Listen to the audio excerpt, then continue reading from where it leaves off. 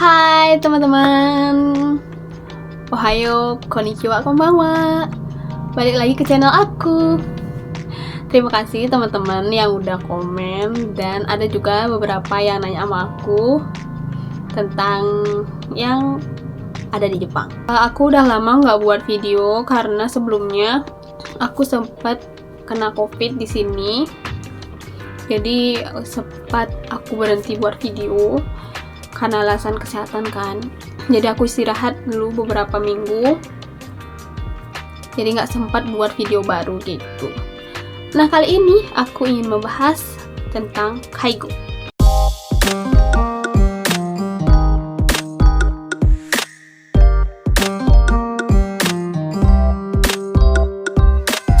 Tapi sebelum itu, aku ingin memberikan saran pada teman-teman dimanapun kalian berada, khususnya orang-orang yang bekerja di Jepang.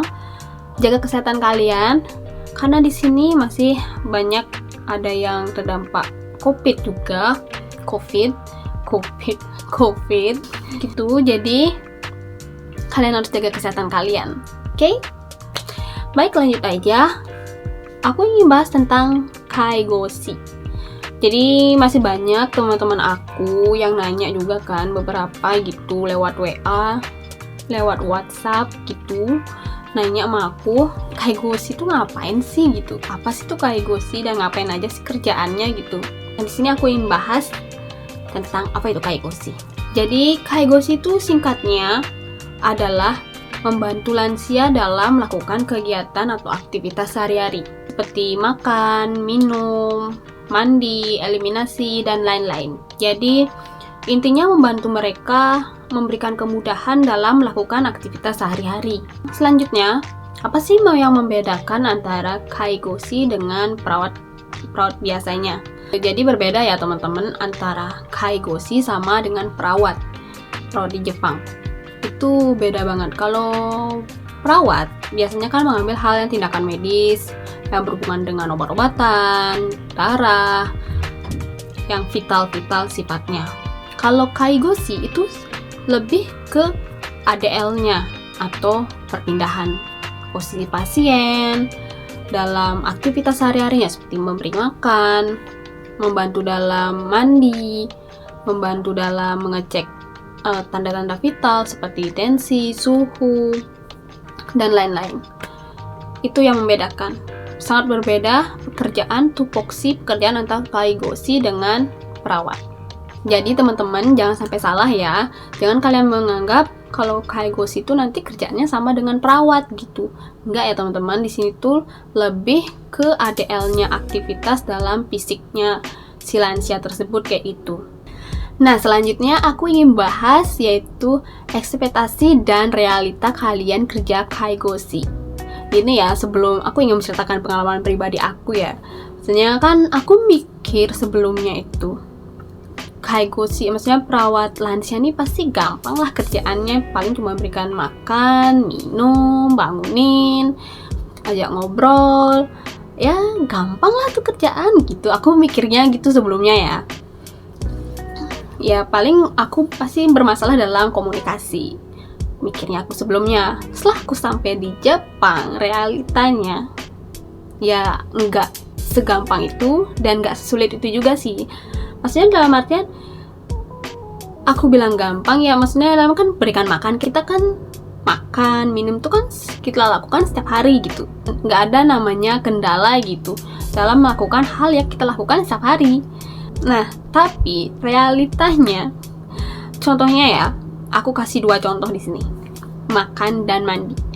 Makan, aku pikir sebelumnya kita makan itu udah kita ambil makanan, kita kasih suapin dia, udah selesai, makannya bersih, cuma makan ya bentar, bersih dan selesai. Tapi faktanya, realita di lapangan itu ya teman-teman, aku ngasih makan, kadang makannya dimuntahin, dan kita harus bisa menargetkan bahwa dia tuh makan dengan baik dan benar. Kan setiap bulan tuh ada yang namanya timbang berat badan, cek berapa sih setiap harinya mereka makan setiap hari gitu, ada pengecekannya seperti itu. Nah, dimakannya kadang dimuntahin, kan jadi agak challenging juga ya teman-teman. Maksudnya nggak segampang yang kita pikirin itu. Kadang makannya dimuntahin, baru kita taruh aja makanannya ditumpahin kadang. Karena itu kadang bikin gregetan juga ya. Ya tapi namanya kita sebagai memberikan servis gitu, pelayanan, ya mau nggak mau kita harus sabar juga gitu menghadapinya gitu. Selain itu juga kadang dia makan pakai mood, tidak seperti orang kita gitu mengerti, oh ini makan, ini waktunya makan, ya makan gitu. Kalau lansia balik lagi ke mode dia anak-anak kayak gitu loh, moodnya itu labil banget. Kadang dia sekarang mau makan, bentarnya berhenti makan tiba-tiba, entah apa penyebabnya gue nggak tahu ya. Tiba-tiba dia berhenti makan atau tiba-tiba dia ngelemparin makan. Selain itu juga yang paling parahnya itu ya, kadang kita nyuapin dia gitu, kadang tiba-tiba kita dicakar dan dipukul gitu. Kadang ada beberapa kayak gitu pasien seperti itu challenging. Jadi jangan terlalu ekspektasi kalian itu indah-indah banget ya, kalian juga harus mikir realita. Oke. Dan contoh selanjutnya itu mandi. Ya mandi, karena aku tahu ya di Jepang tuh pakai mesin gitu mandinya gitu. Aku lihat di searching di Google, kalau pakai ofuro, gampang nih, tinggal masukin pasiennya udah set, jadi selesai gitu kan aku mikirnya. Tapi di lapangan, di realita, balik lagi realita ya, realita sungguh tidak. Realitanya itu sebelum mandi ya kita cek dulu pasiennya baik apa enggak untuk kita mandikan. Kita ukur suhu, tensi, moodnya gimana. Kadang kan ada yang ngamuk-ngamuk itu ya, nggak mau dia mandi, apalagi saat musim dingin kan memang nggak mau mandi pasiennya tuh. Dan dimana kita datang ujuk-ujuk mau mandi nggak itu kan, pasiennya yang nggak mau mandi kan kadang ngenumbal ya. Kadang ada juga yang nyakar gitu. Itu juga challengingnya. Ada yang juga nyakar gitu. Aku pernah juga kena cakar. Sering sih kena cakar. Ya mungkin kita sebelum ke Jepang harus butuh ilmu bela diri kali ya. Seperti itu teman-teman. Gimana? Itu baru 2 hal. Banyak kerjaan jadi kaigoshi. Kalau aku, tempat kerjaku sangat sibuk banget ya. Dari pagi sampai sore kerja. Terus hal apa yang harus kalian kuasai menjadi kaigoshi ya?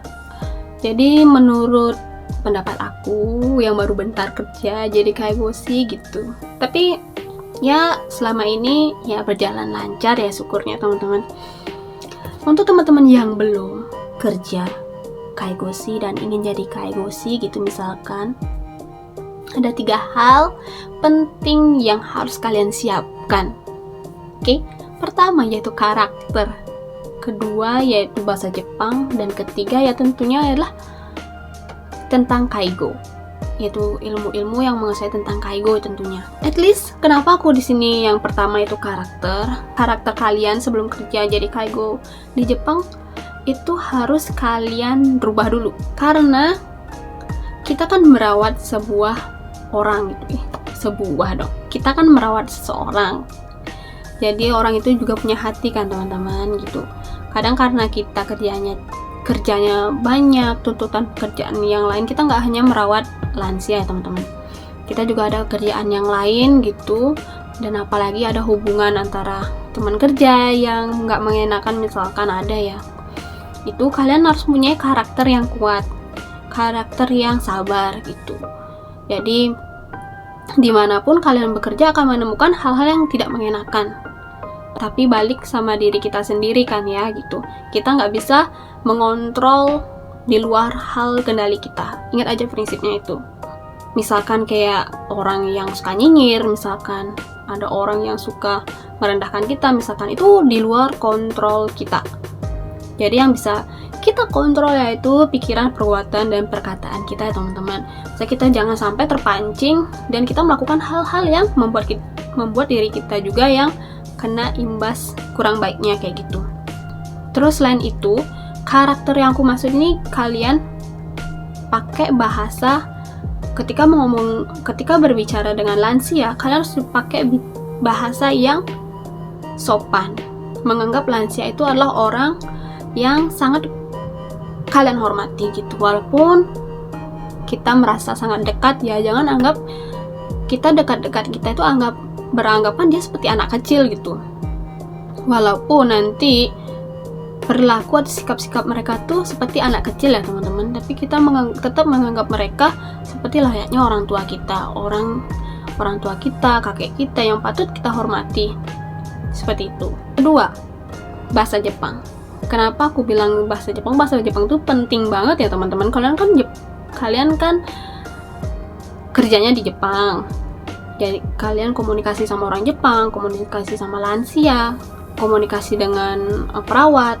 Jadi kalian harus pakai bahasa Jepang, nggak bisa pakai bahasa Inggris atau pakai bahasa kita sendiri, itu nggak mungkin murid. Jadi kalian penting bahasa Jepang, kalian tuh penting banget ya. Selain itu, bahasa Jepang itu selain untuk berkomunikasi ya teman-teman ya, kalau pengalaman aku gitu, nggak semua orang Jepang itu juga baik, nggak semua orang Jepang juga buruk.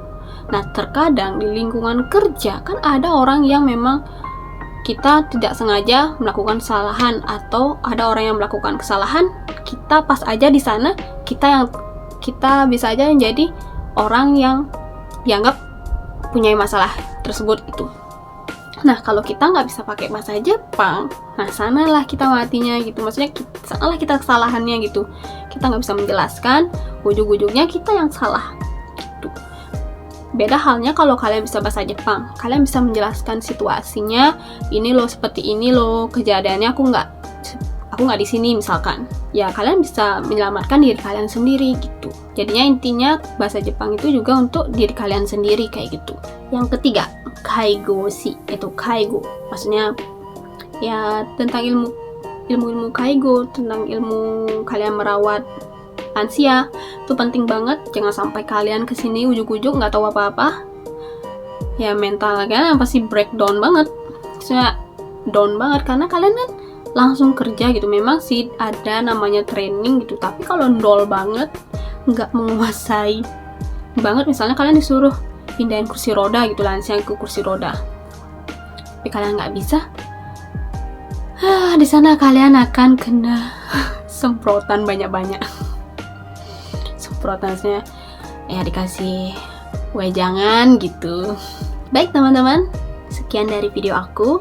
Semoga orang yang mau kerja di Jepang melihat video aku ini ya, kalian mendapatkan sesuatu yang bermanfaat gitu.